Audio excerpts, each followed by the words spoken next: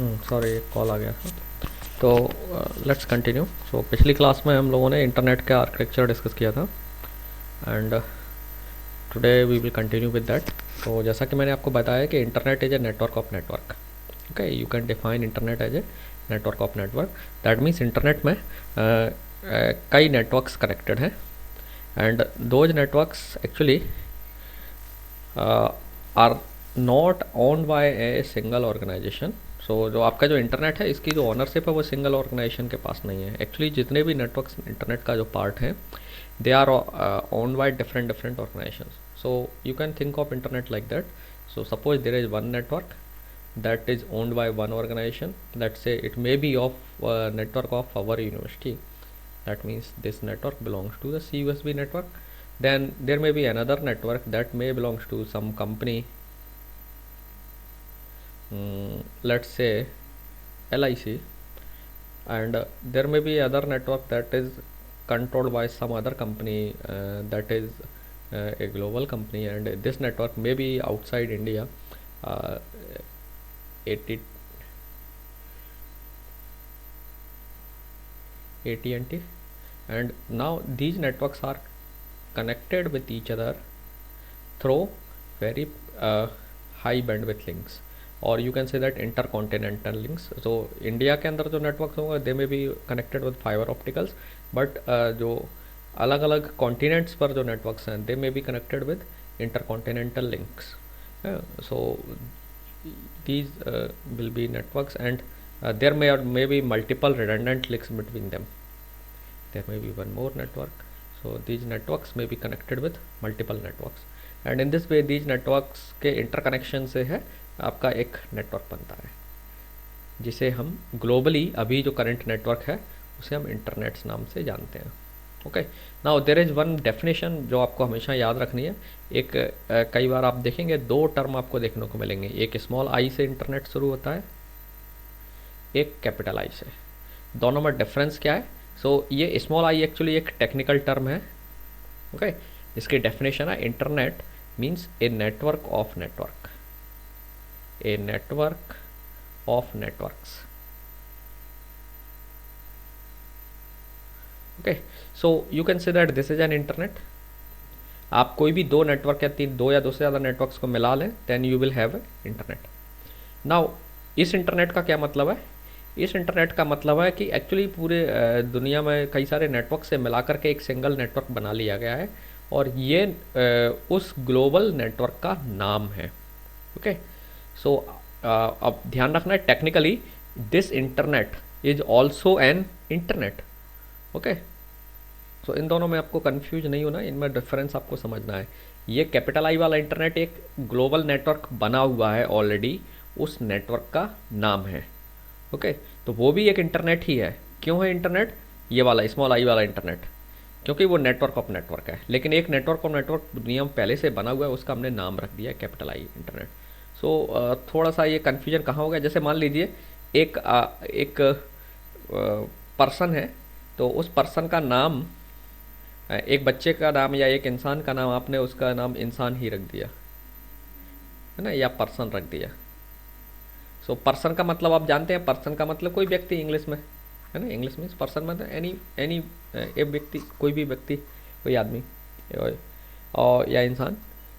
लेकिन आपने सपोज उसका नाम भी पर्सन रख दिया, तो ये वहीं वाली सिचुएशन हो गई है.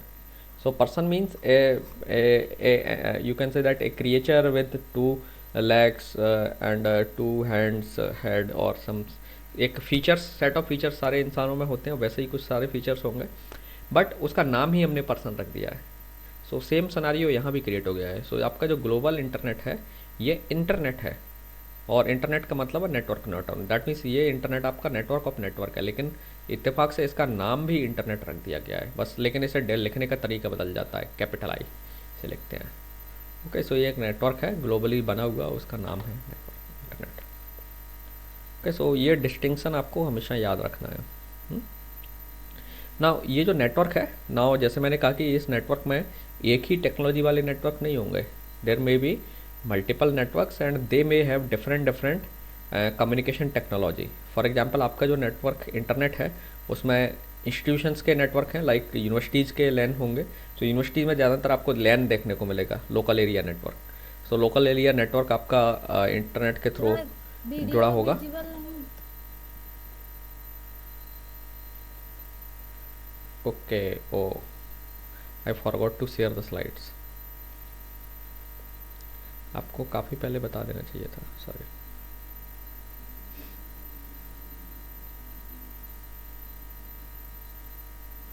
Okay, now let me repeat again.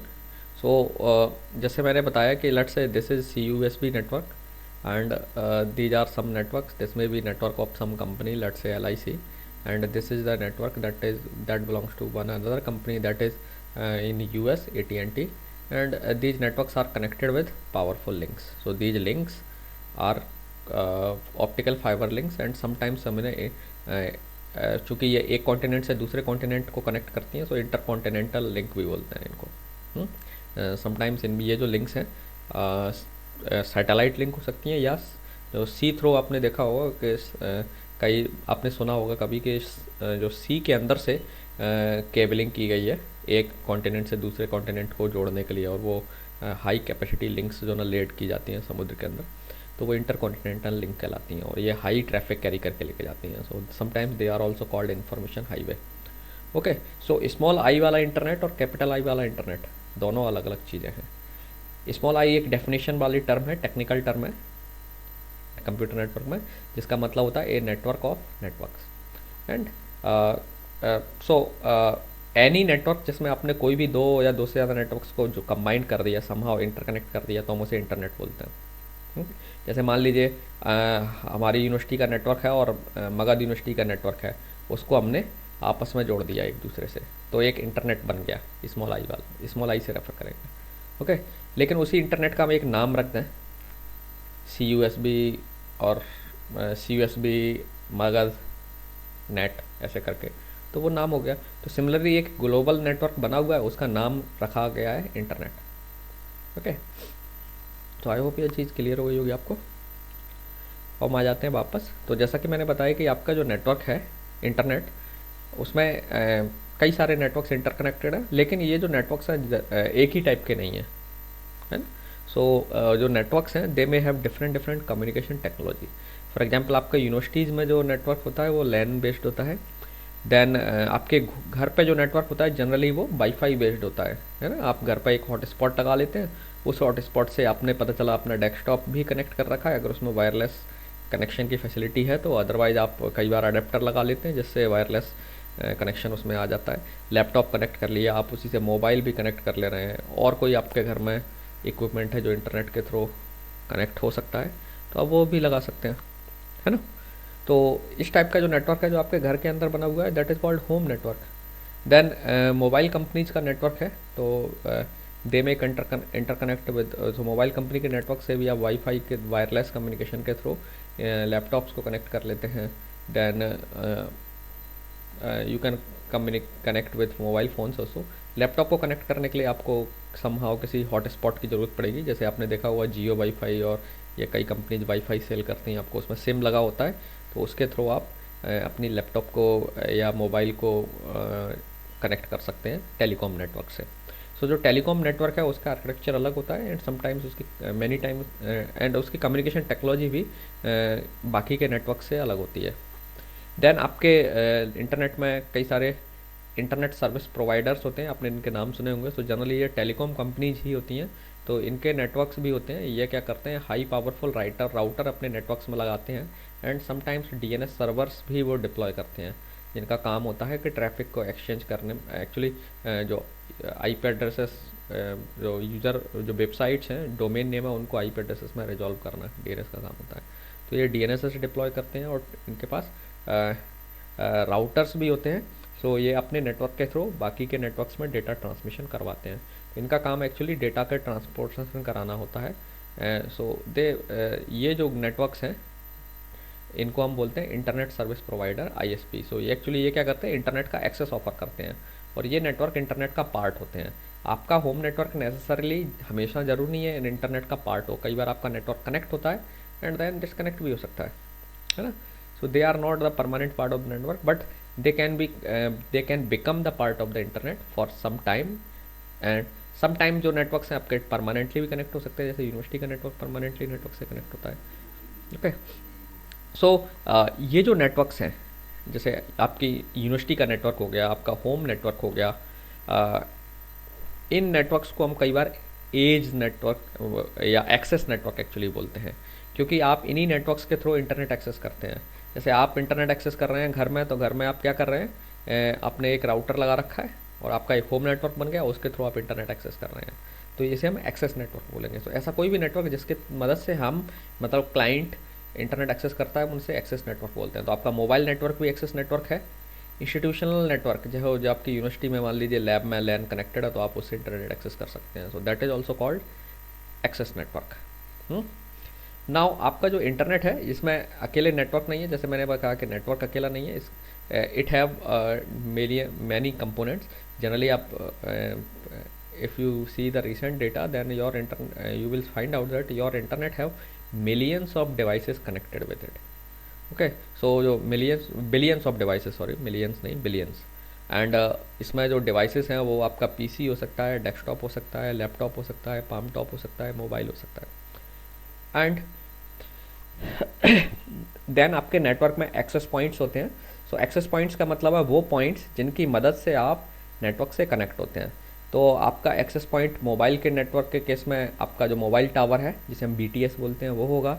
And अगर आप यूनिवर्सिटी में वाईफाई एक्सेस कर रहे हैं, तो आपका वाईफाई जो राउटर लगा हुआ है वो आपके लिए एक्सेस पॉइंट बन जाएगा।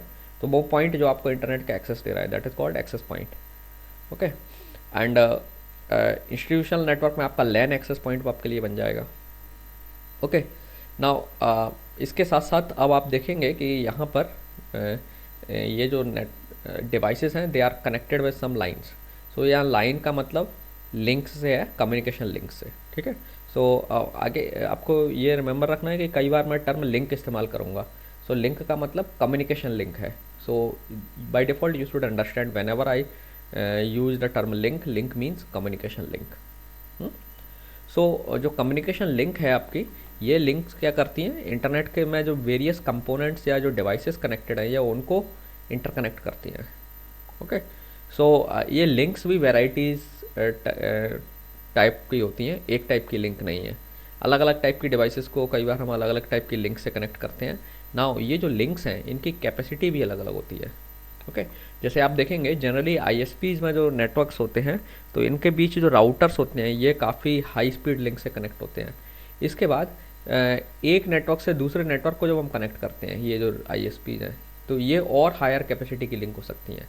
इसके बाद एक कंट्री के नेटवर्क को दूसरे कंट्री के नेटवर्क से कनेक्ट करना है, तो वहाँ जो लिंक्स यूज होती हैं, they are more higher, they are having higher capacity also. Okay, तो ये डिपेंड करता है कि किस डिवाइस को आप कनेक्ट कर रहे हैं, उसी हिसाब से आपकी लिंक की कैपेसिटी मतलब तय की जाती है। ओके, सो वो डिपेंड करेगा कि लिंक की कैपेसिटी कैसे डिसाइड करेंगे, ओबियसली कितना ट्रैफिक आपको एक्सचेंज करना है, उसके बेस पर लिंक की कैपेसिटी आप डिसाइड करेंगे। ओके, तो ये तो हो गया कि डेटा रेट के बेस पर आप लिंक को डिफ्रेंशिएट कर सकते हैं। लो डेटा रेट की लिंक भी होंगी, हाई डेटा रेट की लिंक भी होंगी, and extremely high data rate की भी लिंक होंगे। डेटा रेट का मतलब है कि नंबर ऑफ बिट्स वो कितनी ट्रांसमिट कर सकते हैं एक सेकंड में। ओके, सो अगर कोई लिंक 1 MB बिट्स पर सेकंड में ट्रांसमिट कर सकती है, तो हम उस लिंक को कहते हैं कि ये 1 Mbps लिंक है। अगर कोई लिंक 1 GB डेटा पर सेकंड ट्रांसमिट कर सकती है, तो हम कहेंगे उस लिंक की डेटा रेट 1 Gbps है। कई बार हम इसी को डेटा रेट को बैंडविड्थ भी बोल देते हैं। ओके, हालांकि बैंडविड्थ एक अलग टर्म है जिसका हम रॉन्ग तरीके से इस्तेमाल करते हैं। बैंडविड्थ का मतलब सिग्नल के बैंडविड्थ से होता है। ओके, बट दोनों चीज़ें चलती हैं। देन ये तो हो गया डेटा रेट के बेस पर क्लासिफिकेशन लिंक्स का। देन आप लिंक्स को क्लासीफाई कर सकते हो उनके मटेरियल के बेस पर कि वो किस टाइप के मटेरियल से बनी हुई है। सो जैसे एक लिंक है आपकी फाइबर ऑप्टिक केबल, तो ये आपके एक डिफरेंट टाइप के मटेरियल से बनी होती है, और ये जो है ना ऑप्टिकल सिग्नल कैरी करती है। ओके, इसमें जो आपका डेटा है वो ऑप्टिकल सिग्नल के थ्रू जाता है या उसमें इनकोड होकर के जाता है। Then you can also have copper links. So copper link भी कई तरीके की होती हैं आपके नेटवर्क में जो हम इस्तेमाल करते हैं। UTP आपने नाम सुना होगा, अनसील्डेड ट्विस्टेड पेयर।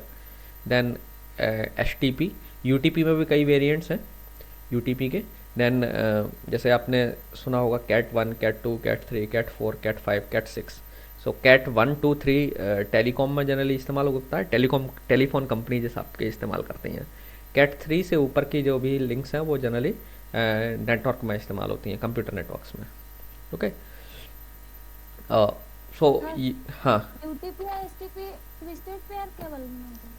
हाँ, दोनों ट्विस्टेड पेयर केबल्स हैं, बस HTP में सील्डिंग होती है, काफ़ी स्ट्रॉन्ग सील्डिंग होती है एक्सटर्नल नॉइज को रोकने के लिए। सो सील्डिंग ज़्यादा होने की वजह से UTP आप UTP में सील्डिंग नहीं होती है हाई के मतलब नॉइज़ को रोकने के लिए, लेकिन HTP में होती है। तो HTP में एडिशनल मटेरियल लगा होता है सील्डिंग के लिए, तो इसलिए वो कॉस्टली होती है। तो इसलिए आप देखेंगे HTP आपको रेयरली देखने को मिलेगी, UTP देखने को मिलेगी। हर जगह UTP ही कॉमनली यूज़ होती है, आप चाहे यूनिवर्सिटीज़ में हो, चाहे किसी कंपनीज़ में हो, चाहे आप समटाइम्स घर में भी आप लैन कनेक्ट करते हैं तो UTP से ही कनेक्ट करते हैं। ओके, सो ये तो हो गया UTP, देन HTP। एंड इसके बाद इनके बारे में हम डिटेल में भी जाएंगे बाद में। एंड कोएक्सियल केबल भी है, जो आपने घर में अगर डिस्क का कनेक्शन आता है तो जो केबल यूज होती है वो कोएक्सियल केबल होती है। ओके, वो अलग तरीके की बनी होती है, और कोएक्सियल जनरली UTP HTP से हायर कैपेसिटी की होती है, बट ओबियसली वो उससे महंगी भी होगी। ओके, देन आप रेडियो वेव्स के थ्रू कम्युनिकेशन कर सकते हैं। रेडियो वेव्स मतलब जो वाईफाई आपका जो कम्युनिकेशन होता है वो रेडियो वेव्स के थ्रू होता है, मोबाइल कम्युनिकेशन भी रेडियो वेव्स के थ्रू होता है। And you can also do satellite, you can also use satellite links for connection. तो सैटेलाइट में नीचे आपके अर्थ पर कोई ट्रांसमीटर होगा जो कि सिग्नल को ट्रांसमिट करके आपके आकाश में भेजता है, जहाँ पे आपका कोई सैटेलाइट जो है ट्रांसपोंडर डिप्लॉय होता है, और वो क्या करता है आपके सिग्नल को रिफ्लेक्ट करके एक पर्टिकुलर एरिया में भेज देता है जहाँ आपको कम्युनिकेशन रिक्वायर्ड है। तो सैटेलाइट के थ्रू भी कम्युनिकेशन होता है। देन हर लिंक की एक ट्रांसमिशन रेट होती है, जैसा कि अभी मैंने बता चुका हूँ। ट्रांसमिशन रेट का मतलब है कि वो 1 सेकंड में कितनी बिट ट्रांसमिट कर सकती है। समटाइम्स हम उसे डेटा रेट भी बोलते हैं या बैंडविड्थ भी बोलते हैं। ओके, तो ये कई तरह की लिंक्स हो गई। इसके बाद आपके नेटवर्क में ये जो आप देख रहे हैं, ये जो सिंबल्स देख रहे हैं, these symbols are of routers. So ये खास तरीके की डिवाइसेस होती हैं जिनका काम क्या होता है कि ये एक्चुअली नेटवर्क में सारे नोड्स के बारे में जानकारी रखते हैं, या कौन सा नेटवर्क कहाँ है, उसे कैसे पहुँचा जा सकता है, उसके बारे में जानकारी रखते हैं। एंड इनका काम क्या होता है कि जो आप डेटा भेजते हैं, तो डेटा जनरली हम चंक्स में भेजते हैं, और चंक्स के ऊपर कुछ एडिशनल इन्फॉर्मेशन ऐड कर दी जाती है, और एक जो यूनिट बनती है हम उसे पैकेट बोलते हैं। ओके, तो जो राउटर्स हैं इनका काम क्या होता है, पैकेट्स को जो सोर्स से आए हैं उनको उनकी डेस्टिनेशन तक पहुंचाना। तो इसके लिए ये क्या करते हैं, जो नेटवर्क है उसके में रूट्स आइडेंटिफाई करके रखते हैं कि किस, अगर यहाँ मुझे ये राउटर को पता होता है कि यहाँ ट्रैफिक पहुँचाना है मुझे इस मशीन तक, तो कैसे पहुँचाना है, तो इसके लिए ये रूट फॉर्म करके रखते हैं, एंड उन रूट्स को डायनेमिकली अपडेट करते रहते हैं। तो that's why they are called router. Okay, so इनका काम क्या है कि रूट्स आइडेंटिफाई करके रखना, और जब कोई पैकेट आता है या डेटा आता है तो उसे उसके प्रॉपर डेस्टिनेशन तक पहुंचाना।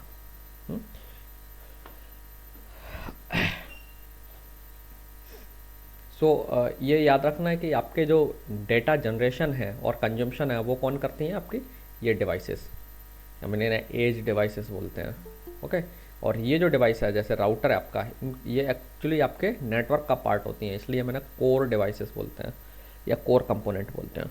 ये जो कंपोनेंट्स हैं ये डेटा जनरेट नहीं करते हैं, ना ही कंज्यूम करते हैं। इनका काम सिर्फ डेटा को एक्सेप्ट करके आगे फर्दर डेस्टिनेशन की तरफ भेज देना है। ओके, नाउ जैसा कि मैंने आपको बताया था कि इंटरनेट शुरू में जो है ना, जब इवॉल्व हुआ था तब कंप्यूटर से ही कनेक्टेड होते थे, लेकिन नाउ डेज आपकी जो डिवाइसेस हैं इंटरनेट में भी काफ़ी चेंज आया है। और पहले टेलीकॉम नेटवर्क्स अलग होते थे, कंप्यूटर नेटवर्क अलग हो सकते थे, they can not be combined, but now days ये सब टेक्नोलॉजीज कन्वर्ज हो रही हैं, और आप देखेंगे इंटरनेट में अब सारे नेटवर्क एक दूसरे से कनेक्ट हो चुके हैं, और अब कनेक्ट होने के बाद अब बारी है डिफरेंट डिवाइसेस को कनेक्ट करने की। तो कई सारी डिवाइसेस भी अब इंटरनेट में, डिफरेंट टाइप डिवाइसेस जो पहले हम नहीं सोच सकते थे कि ये भी इंटरनेट का पार्ट हो सकती हैं, वो भी हो चुकी हैं। जैसे आपका सेट टॉप बॉक्स, आपने देखा हो नाउडेज अब सेट टॉप बॉक्स भी ऐसे आने लग गए जो इंटरनेट से कम्युनिकेट कर सकते हैं, टेलीविजन्स भी आने लग गए हैं जो इंटरनेट एक्सेस कर सकते हैं, जिनके थ्रू आप इंटरनेट कनेक्ट कर सकते हैं, स्मार्ट टीवी आने लग गए हैं। Refrigerator I have not seen कि कोई ऐसा रेफ्रिजरेटर आता है जो इंटरनेट से कनेक्टेड हो, अगर किसी में आपको पता हो तो मुझे बताइएगा। बट रेफ्रिजरेटर, एसी और अगेन घर में और भी कई डिवाइसेस हैं now, may be near future कुछ ही टाइम में वो रेगुलर आप उनको भी इंटरनेट से कनेक्ट होते हुए देखेंगे। ओके, सो नाउ अब इंटरनेट में केवल कंप्यूटर्स कनेक्टेड नहीं है, they have different kind of devices that may be connected with them. Okay,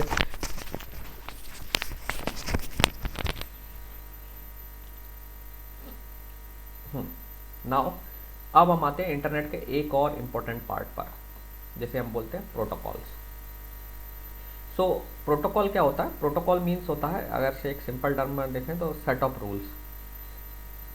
okay, so question arise होता है कि सबसे पहले तो protocol, let me define the protocol. So protocol means set of rules to govern a communication. हम यहाँ communication की बात कर रहे हैं तो जनरली प्रोटोकॉल का मतलब सिंपली सेट ऑफ रूल्स होता है। कई बार आपने जैसे सुना होगा टर्म, अगर प्रेसिडेंट आते हैं तो उनके वो कहीं किसी फंक्शन में आते हैं तो उनका एक प्रोटोकॉल होता है ना। प्रोटोकॉल का मतलब होता है कि उनके कुछ सेटअप या अरेंजमेंट्स होता है कि कैसे आना है, क्या करना है, उनके ऑफिस से ही वो फिक्स होता है ना, किस तरीके से उनका इंटरनेट प्रोटोकॉल का सेट ऑफ रूल्स होते हैं।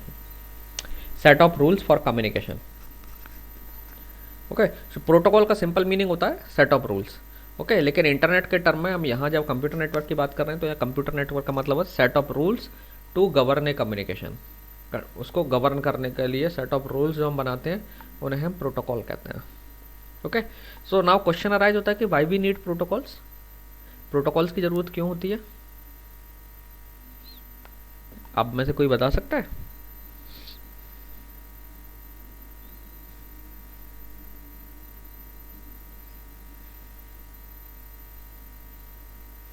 सर किसी भी चीज को करने के लिए एक प्रॉपर वे होना चाहिए कि जिस तरह से कोई डेटा मिसमैच नहीं हो जाए। अगर इंटरनेट कंप्यूटर इंटरनेट के बारे में अगर कोई भी डेटा अगर किसी डेस्टिनेशन पे अगर सेंड कर रहे हैं, पर्टिकुलर डेस्टिनेशन तक जाना चाहिए, यानी उसके साथ बहुत सारे डिवाइसेस कनेक्टेड है।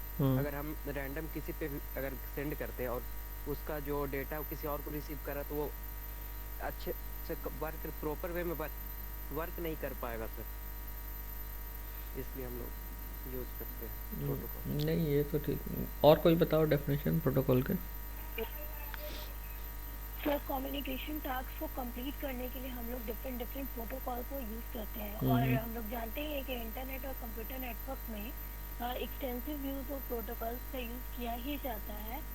वही है कि उसमें कम्युनिकेशन टास्क बहुत सारे होते हैं तो नहीं, वो ठीक है, लेकिन का यूज़ करके उसको हाँ यूज करते हैं, लेकिन ज़रूरत क्यों पड़ती है प्रोटोकॉल की? ऐसा क्या काम करते हैं प्रोटोकॉल उनके बिना काम नहीं होता? जैसे सर इंग्लिश सब्जेक्ट है सर, तो उसको भी लिखने के लिए कुछ ना कुछ रूल और रेगुलेशन बनाया गया है कि जिसके तहत ही आप इंग्लिश शब्द बना सकते हैं, सेंटेंसेस बना सकते हैं। उसी तरह से इंटरनेट के लिए भी सर कुछ रूल्स और रेगुलेशन बनाए गए। अच्छा, हाँ, रूल्स रेगुलेशन। तो उसका मुझे कोई फाइन रीज़न आप बताइए कि ऐसा कोई ये रीज़न है इसलिए हमें प्रोटोकॉल की ज़रूरत है। Sir to maintain the time table. चलिए ठीक है, मैं एक एग्जांपल आपको देता हूँ रियल लाइफ। सपोज करिए कि आपको एक ऐसा एरिया है जहाँ पे बहुत सारे गरीब लोग रहते हैं और वहाँ जा कर के आपको समोसे बांटने हैं और वहाँ थाउजेंड्स ऑफ पीपल हैं।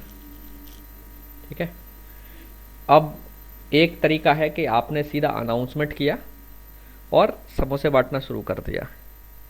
अब इसके बाद आप इमेजिन करिए क्या सिचुएशन अराइज होगी। वो लोग सब भूखे हैं और इमेजिन करिए सारे लोग। आप समोसे बांटेंगे, एक दो लोगों को आप ठीक से कर पाएंगे, उसके बाद सारे लोग आपके ऊपर चढ़ जाएंगे, है ना। और पता चला आपके समोसे बटने से ज़्यादा दबने कुचलने से और छीना छपटी में टूट कर डैमेज होकर के ख़राब हो जाएंगे, है ना। और आप नहीं बांट पाएंगे और पता चला धीरे धीरे वो जो आप समोसे बांटने गए थे वो इवेंट जो है ना मारपीट वाली इवेंट में बदल जाएगी और सब क्योस फैल जाएगा। हाँ,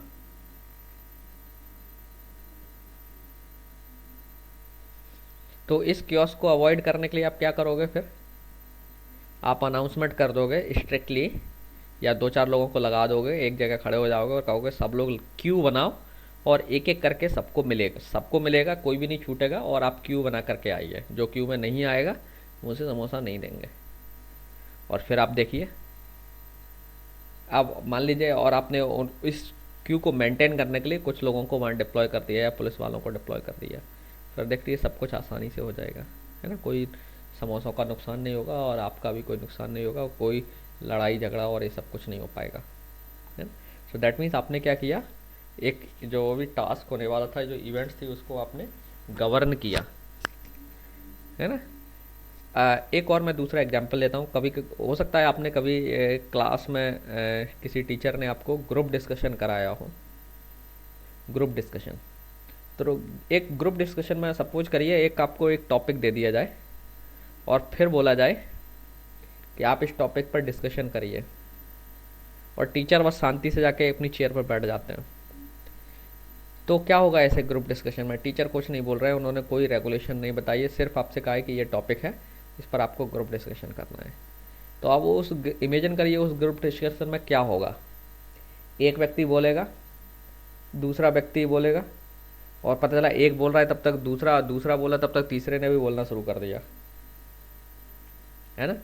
और धीरे धीरे ये भी हो सकता है कि वो ये जो डिस्कशन है, एक बोल रहा है तब तक बाकी के 2 बोल रहे हैं, उसने उसको डांटा कर तुम चुप रहो, अभी मैं बोल रहा हूँ, और थोड़ा सा भी उसने कुछ अभद्र भाषा में बोल दिया या अनसिविलाइज्ड भाषा में आपसे बोल दिया, और वहाँ पता चला सब लड़ाई झगड़ा हो गया, है ना। सो दैट मीन्स ऐसे जगह पे क्योस्क क्रिएट हो जाता है। तो ऐसी जगह पे जहाँ क्योस्क क्रिएट होने की संभावना होती है, तो फिर आप क्या करोगे उसे? तो टीचर्स जनरली फिर उसमें जनरली ये रोल प्ले करते हैं। वो क्या करेंगे कि ये टॉपिक है और वो कुछ रूल्स बना देंगे, है ना, कि एक बार में एक ही व्यक्ति बोलेगा, और कोई बोल रहा है तो दूसरा नहीं बोलेगा, पहले हाथ उठाया जाएगा, और हाथ उठाने के बाद टीचर सेलेक्ट करेंगे कि किसको बोलना है ना। और वहाँ पे उन्होंने टाइम भी रेगुलेट कर लिया कि आपको 2 मिनट से ज़्यादा नहीं बोलने देना है। तो इस तरीके से वो अगर प्रॉपर वे में कुछ सेट ऑफ रूल्स आपके लिए तय कर सकती हैं, और फिर उस रूल्स को फॉलो करते हुए डिस्कशन हो पाएगा। तो अब इस सिचुएशन में क्या होगा, डिस्कशन बेटर वे में हो पाएगा, है ना। So this is the importance of the protocol. Okay, so ऐसे ही कम्युनिकेशन में भी समटाइम्स ऐसा हो सकता है, ऐसी सिनारियो क्रिएट हो सकते हैं जहाँ अगर आप प्रोटोकॉल नहीं बनाएंगे तो या तो कम्युनिकेशन ही नहीं हो पाएगा या क्योस्क क्रिएट हो जाएगा।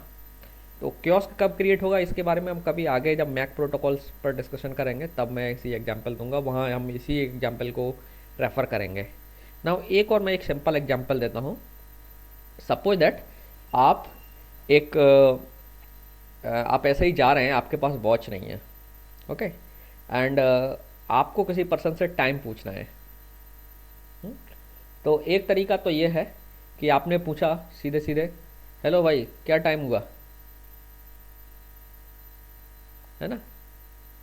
या आपने सीधे हेलो भी नहीं बोला, आपने बोला टाइम कितना हुआ, क्या टाइम हुआ। अब वहाँ पे 2 आसपास लोग होंगे, और या मल्टीपल लोग भी हो सकते हैं, और वो लोगों को यही नहीं पता है कि आप किससे पूछ रहे हो। हाँ, या मान लीजिए उस पर्सन को पता भी आप उससे कि आप उसी से टाइम पूछ रहे हैं, लेकिन वो पर्सन को हो सकता है वो कम, पहली एक पॉसिबिलिटी तो ये है कि वो आपकी बात ही नहीं सुनी उन्होंने, तो वो आपको रिस्पॉन्ड नहीं करेंगे। दूसरा है कि आपने चूंकि डायरेक्टली पूछ लिया, सो ही मे नॉट लाइक इट, है ना।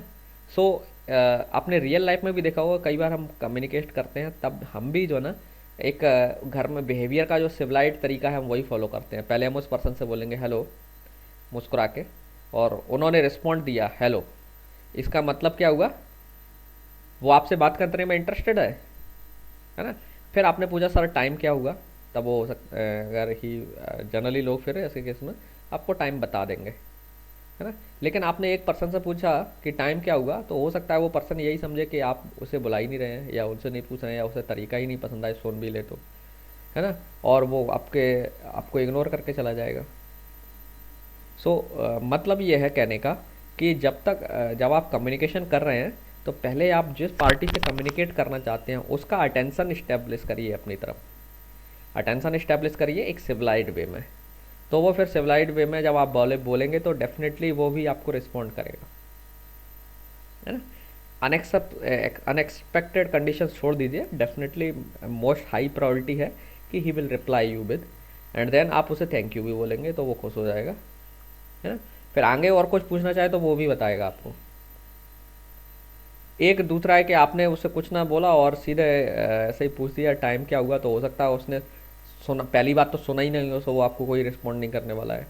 दूसरा है कि हो सकता है उसने सुना हो तो वो आपके बिहेवियर को पसंद नहीं करा, इसलिए उसने रिप्लाई नहीं किया, है ना। सो आपने देखा होगा अपने रियल लाइफ में कम्युनिकेशन जब हम करते हैं तब हमने भी प्रोटोकॉल्स बना रखे हैं। कई बार आपने देखा होगा घर पर गेस्ट आते हैं तो छोटे बच्चों को कई बार पेरेंट्स को डांटते हुए बोला होगा कि पेरेंट्स बच्चों को कहते हैं कि अंकल को नमस्ते करो, अगर नहीं करते तो बाद में वहाँ डांटती है। देखो घर में कोई भी आएगा, गेस्ट आएंगे तो सबसे पहले आपको जाके नमस्ते करना है और वहाँ जाके चिल्लाना नहीं है, ये नहीं करना है। आपने देखा होगा ना, आपको भी ऐसे कई बार पेरेंट्स ने समझाया होगा कि जब कोई घर में आता है तो अच्छे से उनके सामने एकदम सिविलाइज्ड होकर के बात करनी है और उनको नमस्ते करना है हाथ जोड़ करके, और तुरंत आकर के पानी ऑफ़र करना है, चाय के बारे में पूछना है।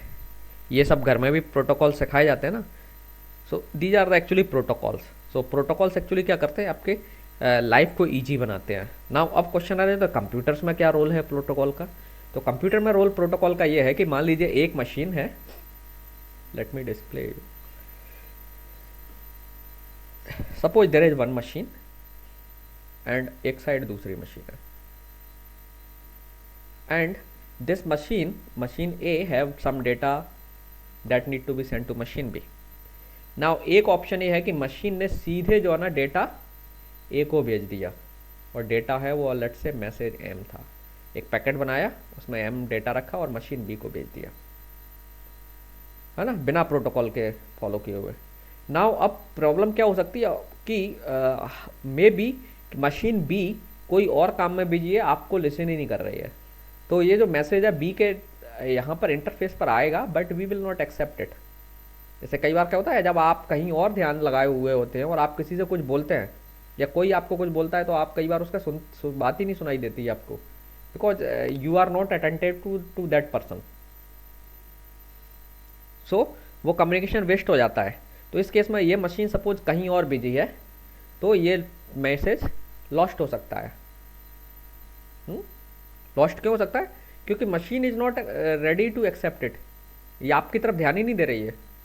एक तो ये तरीका है। दूसरी पॉसिबिलिटी ये भी तो हो सकती है कि ये जो मशीन है ख़राब हो किसी वजह से या डाउन हो और आपने बिना सोचे समझे पैकेट भेज दिया जो कि लॉस्ट हो जाएगा और आपको इधर से कोई रिस्पॉन्ड भी नहीं मिलेगा। तो अब आप समझ ही नहीं पाएंगे कि मैं ये जो मशीन है इसने रिप्लाई क्यों नहीं किया। रिप्लाई इसलिए नहीं किया कि ये मशीन ख़राब हो चुकी है, या फिर इस मशीन ने आपका डेटा एक्सेप्ट नहीं किया क्योंकि ये कहीं और बिजी थी, है ना, या फिर ये मशीन जो है ना कम्युनिकेट नहीं करना चाह रही है आपसे। एन नंबर ऑफ रीजन्स हो सकते हैं। You will not be able to know कि ये एम जो है ना पहुंचा कि नहीं पहुंचा, you will not be able to know. लेकिन अगर प्रॉपर आप ये भी तो हो सकता है कि जो सेंड किया वो भी जो है अंडरस्टैंड नहीं किया क्या सेंड किया। हाँ ये भी हो सकता है, हाँ ये भी हो सकता है, गुड। ये भी हो सकता है कि आप जो बी भेज रहे हैं वो एम जो है ना एम जो मैसेज भेजा है बी ने अंडरस्टैंड ही नहीं किया, है ना। सो नाउ प्रोटोकॉल क्या रोल प्ले करता है। अगर आप एक प्रोटोकॉल फॉलो करेंगे तो पहले जनरली क्या होगा, मशीन ए मशीन बी से पहले एक मैसेज भेजेगी जिसे हम कई बार हेलो मैसेज बोलते हैं, और ये एक सिंपल स्मॉल मैसेज होता है जिसकी वजह से आपकी बैंडविड्थ कोई वेस्ट नहीं होती है। आपने एक सिंपल मैसेज भेजा जिसको एक तरीके से हेलो मैसेज बोलते हैं। तो इस तरीके के मैसेज को हम कंट्रोल मैसेजेस बोलते हैं, जिसमें आपका डेटा नहीं होता है, क्योंकि आप डेटा भेजोगे तो डेटा काफ़ी बड़ा डेटा होता है। तो अगर ये सक्सेसफुल ट्रांसमिशन नहीं हुआ तो आपकी बैंडविड्थ अननेसरी वेस्ट जाती है ना। तो सबसे पहले मशीन ए क्या करेगी, मशीन बी को एक सिंपल मैसेज भेजती है, स्मॉल मैसेज, जैसे हम बोलते हैं hello message. Now hello message से आप ये कंफर्म करना चाहते हो कि मशीन बी कम्युनिकेशन करने में इंटरेस्टेड है या नहीं है ना, सो दैट आपका एफर्ट बेकार ना जाए।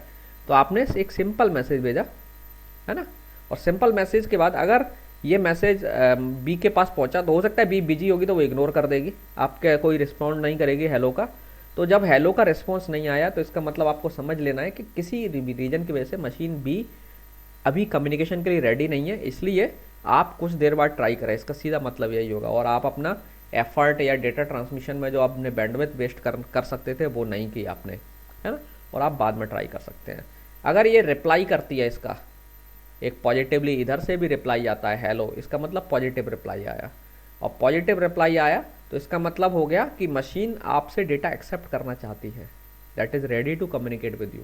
नाउ आप डेटा भेजेंगे और मशीन डेटा एक्सेप्ट कर लेगी, तो आपका जो डेटा का एफर्ट है वो वेस्ट नहीं जाएगा। ओके, सो हेलो मैसेज और ये मैसेज छोटे message but control message transmit करने में ज़्यादा टाइम आपका एफर्ट भी नहीं लगता है, ज़्यादा बैंडविड्थ भी नहीं लगती है ना। एक शॉर्ट मैसेज होता है क्योंकि ये, तो मशीन रेडी है तो रिस्पॉन्ड करेगी। अब हो सकता है कि मशीन अब ये भी कर सकती है कि मशीन बिजी है तो वो आपको बता देगी बिजी, वो सिंपल एक मैसेज भेजते आई एम बिजी, आपको इंडिकेट कर देगी आई एम बिजी एंड आप थोड़ी देर बाद मुझसे बात कर सकते हैं। सो मशीन बाद में ट्राई करेगी। तो जब इस तरीके से कम्युनिकेशन गवर्न होगा एक सेट ऑफ रूल्स को फॉलो करते हुए, तो क्या होगा, आपके जो एफर्ट्स हैं वो लॉस्ट नहीं होंगे और आपको कम्युनिकेशन ना हो पाने का प्रॉपर रीजन भी पता होगा, यहाँ नहीं पता होगा। This is one issue. दूसरा इशू जो अभी इन्होंने बताया कि कई बार क्या होता है, जो मैसेजेस की फॉर्मेट्स होती हैं, मैसेज का साइज कितना होगा, इसमें कौन से फील्ड का क्या मतलब है, इस मैसेज का मतलब किस कॉन्टेक्स्ट में हम इस मैसेज को समझना है, ये सब डिटेल जो है ना पहले एक मशीन दूसरे मशीन के साथ एक्सचेंज करेगी। हम किस रेट से ट्रांसमिशन बी बताएगा कि मैं इस रेट से ही डेटा ले सकता हूँ, इस पर्टिकुलर रेट से आप ज़्यादा देंगे तो मेरे पास कैपेसिटी नहीं है उस डेटा को रिसीव करने की, समथिंग लाइक दैट। तो दोनों एक दूसरे के अपने कई पैरामीटर्स एक्सचेंज करेंगे जिसकी मदद से आगे कम्युनिकेशन प्रॉपर हो पाएगा, है ना। जैसे कई बार क्या होता है कि मान लीजिए आपको अभी कोई फॉर्म साइन कराना है और आप चले आए, और इतनी दूर से आप आए सिटी से या यूनिवर्सिटी में जिससे काम था टीचर से, और आपने फ़ोन ही नहीं किया पहले टीचर को, और पता चला वो टीचर आज छुट्टी पे थे या वो किसी वजह से नहीं आ पाए, तो क्या होगा, आपका एफर्ट बेकार हो जाएगा ना। लेकिन अगर आप एक प्रॉपर सिस्टमेटिक वे से चलेंगे, जैसे हम प्रोटोकॉल बोल सकते हैं कि आप पहले एक बार कंफर्म कर लीजिए कि सर आए हैं ना, आप आज मिलेंगे ना, कब तक रहेंगे, कितने बजे आप फ्री हैं, ये सब पूछ लेंगे आप, तो जब आप आएंगे उसी टाइम पर तो आपका काम हो जाएगा, है ना। तो प्रोटोकॉल्स क्या करते हैं, कम्युनिकेशन को पहली चीज़ गवर्न करते हैं। So protocols are the set of rules, protocols are the set of rules that govern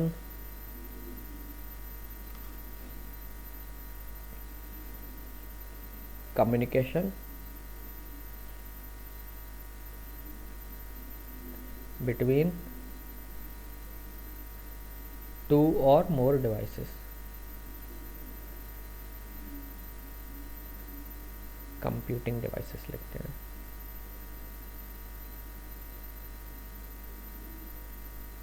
okay, so protocols में हम क्या क्या डिसाइड करते हैं। पहली चीज़ तो हम डिफाइन करते हैं कि कम्युनिकेशन का जो मैसेज एक्सचेंज होगा उनके ऑर्डरिंग क्या होगी। That means so generally protocol define करता है sequence of messages, SEQUENC, sequences of messages that need to be exchanged। कौन कौन से मैसेज किस सीक्वेंस में एक्सचेंज होना चाहिए, need to be exchange, format of the messages,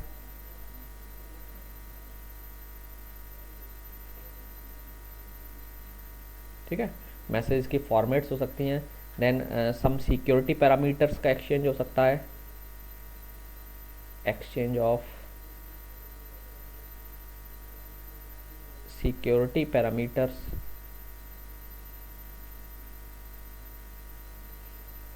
है ना।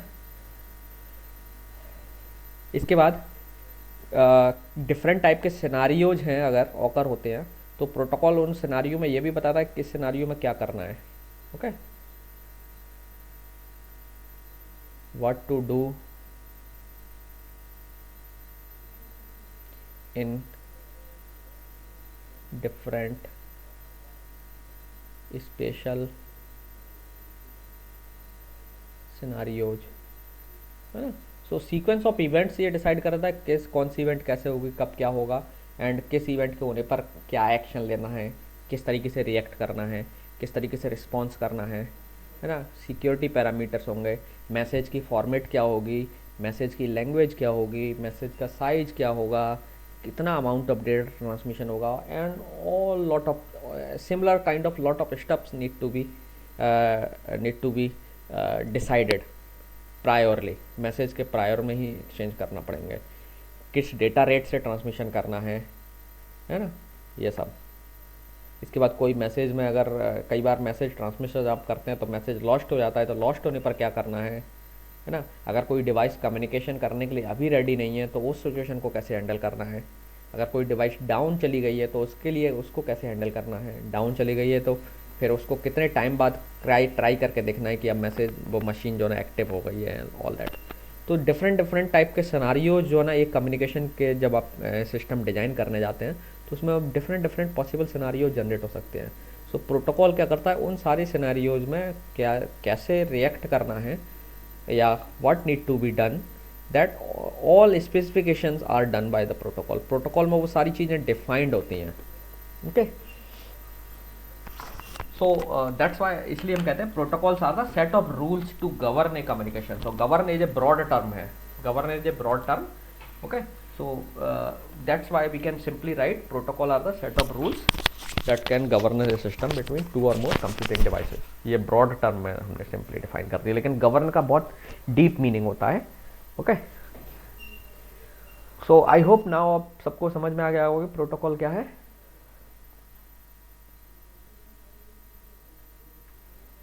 ओके, सो जो इंटरनेट है, इंटरनेट में कई सारे प्रोटोकॉल्स हैं। कुछ एग्जांपल्स हैं जैसे TCP, transmission control protocol, IP internet protocol. ये टीसीपी आपका ट्रांसपोर्ट लेयर का प्रोटोकॉल है, आईपी इंटरनेट लेयर का प्रोटोकॉल है। Then we will see that HTTP is also there, that is a internet protocol. And then Skype से जो communication होता है ये भी एक प्रोटोकॉल है। नाउ आपके जो प्रोटोकॉल्स हैं दो तरीके के हो सकते हैं, एक ओपन सोर्स प्रोटोकॉल्स और दूसरे proprietary protocols. So generally proprietary protocols किसी कंपनी की या ऑर्गेनाइजेशन की प्रॉपर्टी होते हैं, आप उन्हें उनकी मर्जी के बिना एक्सचेंज नहीं कर सकते, उनसे परमिशन के बिना यूज नहीं कर सकते, ओके। देन समटाइम्स हम देखेंगे इंटरनेट प्रोटोकॉल्स जो ना स्टैंडर्ड्स भी, standard protocols are there. So standard protocols generally क्या होते हैं, ये ओपन सोर्स फ्री प्रोटोकॉल्स होते हैं। सो इनको जो पीपल्स लोग बनाते हैं वो उसे पेटेंट नहीं कराते हैं या उन पर कॉपीराइट नहीं रखते हैं, ओके। सो ऐसे प्रोटोकॉल्स को हम ओपन सोर्स कैटेगरी में रखते हैं। इसके बाद प्रोटोकॉल्स में भी स्टैंडर्ड्स डिफाइन किए गए हैं। कई सारी एजेंसीज हैं, जैसे एक इम्पॉर्टेंट एजेंसी है IETF है, आपने नाम सुना होगा, internet engineering task force. Then sometimes ANSI एक ऑर्गेनाइजेशन है जिसका आपने नाम सुना होगा। एंड SEC है जो सिक्योरिटी में स्टैंडर्ड बनाती है। एंड देन NIST है, अमेरिका की एक एजेंसी है जो स्टैंडर्ड बनाती है। IANA है, IEEE है। So lot of agencies are there जो नॉन प्रॉफिट ऑर्गेनाइजेशंस हैं, और इनका काम क्या होता है, प्रोटोकॉल्स बनाना भी, और कई बार किसी और ने भी जो प्रोटोकॉल्स बना करके सबमिट किए हैं उनको रिफाइन करके, इनको इवेलुएट करके स्टैंडर्ड्स के तौर पर नोटिफाई कर देना। और जब कोई प्रोटोकॉल काम के लिए कोई स्टैंडर्ड बन जाता है तो फिर सारे लोगों को वो मैंडेटरी हो जाता है फॉलो करना, ओके। सो जितने भी स्टैंडर्ड प्रोटोकॉल्स हैं उनको एक डॉक्यूमेंट में रखा जाता है और रख करके नोटिफाई किया जाता है, जिन्हें हम बोलते हैं RFC, request for comments, okay. तो जब हम प्रोटोकॉल डिस्कस करेंगे देन हम बात करेंगे। सो RFC क्या होता है, हर प्रोटोकॉल को जब RFC में डिफाइन किया जाता है तो उनको एक यूनिक नंबर दिया जाता है। तो RFC और उसका एक नंबर होगा। सो ये उस डॉक्यूमेंट को नोटिफाई करता है, ओके, यूनिकली पहचानता है। इसकी मदद से आप एक डॉक्यूमेंट को यूनिकली आइडेंटिफाई करके उसे एक्सेस कर सकते हो। तो RFC जनरली ये स्टैंडर्ड प्रोटोकॉल्स के लिए होते हैं, बने हुए होते हैं। और ये बनने की प्रोसेस क्या होती है, जैसे सपोज आपने कोई एक ऐसी प्रॉब्लम फेस की यूनिकली, आप काम कर रहे थे डेवलपमेंट का कुछ इंटरनेट से रिलेटेड, एंड आपने देखा कि एक प्रॉब्लम है जो आपको सॉल्व करना पड़ रही है, और ये प्रॉब्लम पहली बार किसी के सामने ऑकर हुई है, मान लो समहाउ, एंड आपने उसका एक सॉल्यूशन निकाला। And now you think that कि ये सॉल्यूशन मैं इसे ओपन सोर्स कर दूं और पब्लिक बेनिफिट के लिए इसे स्टैंडर्ड बनाने के लिए सबमिट कर दूं। तो आप इसे क्या कर सकते हैं, एजेंसी जो कंसर्न है उनको सेंड कर सकते हो, वो इनको इवेल्युएट करते हैं, उनके पास एक्सपर्ट्स होते हैं, दे विल इवेल्युएट देम, और उनको लगेगा कि ये स्टैंडर्ड बनने लायक है, ओके आपका जेन्युइन काम है, अच्छा काम है, रियल वर्क है, देन वो उस पर उसका एनालिसिस करते हैं, स्टडी करते हैं, एंड देन अगर उसमें कोई सजेशन है आपको, वो सजेशंस देंगे, देन आप उन सजेशंस को इनकॉर्पोरेट करिए, वीकनेसेस हैं, अगर कोई प्रॉब्लम्स हैं, इशूज़ हैं, वो आपको आइडेंटिफाई करके वो देंगे, एंड देन अगर उनको लगता है कि ये स्टैंडर्ड बनने लायक है, देन आप मॉडिफिकेशन के लिए आपको बोलेंगे, आप वो मॉडिफिकेशन कर देंगे, देन वो फिर इन्हें बाद में स्टैंडर्ड के तौर पर नोटिफाई कर देते हैं और एक RFC नंबर इशू कर देते हैं, और उनको फिर वो अपनी वेबसाइट्स पर या जहाँ भी पब्लिक साइट्स में अपलोड कर लेते हैं, and then anybody can access them. Okay, so कई सारे प्रोटोकॉल्स जो हैं TCP IP, ये जो प्रोटोकॉल्स अभी लिस्ट किए हैं स्काइपी को छोड़ करके, तो इनके लिए RFCs बनी हुई हैं, आप इन्हें RFCs में प्रोटोकॉल्स की कंप्लीट डिटेल फाइंड आउट कर सकते हैं। ओके,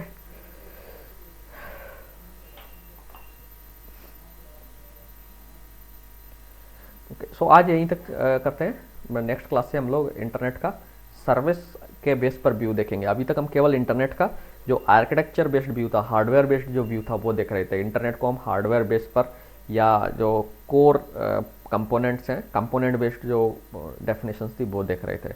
अब नेटवर्क का एक दूसरे एंगल से भी हम डिफाइन कर सकते हैं, वो है नेटवर्क। इंटरनेट आपका कौन कौन सी सर्विसेज देता है, उन सर्विसेज के बेस पर भी हम इंटरनेट को डिस्क्राइब कर सकते हैं। ओके, सो वो हम नेक्स्ट क्लास में करेंगे। आज यहीं क्लोज करते हैं। कोई क्वेश्चन हो तो आप मुझे बता सकते हैं।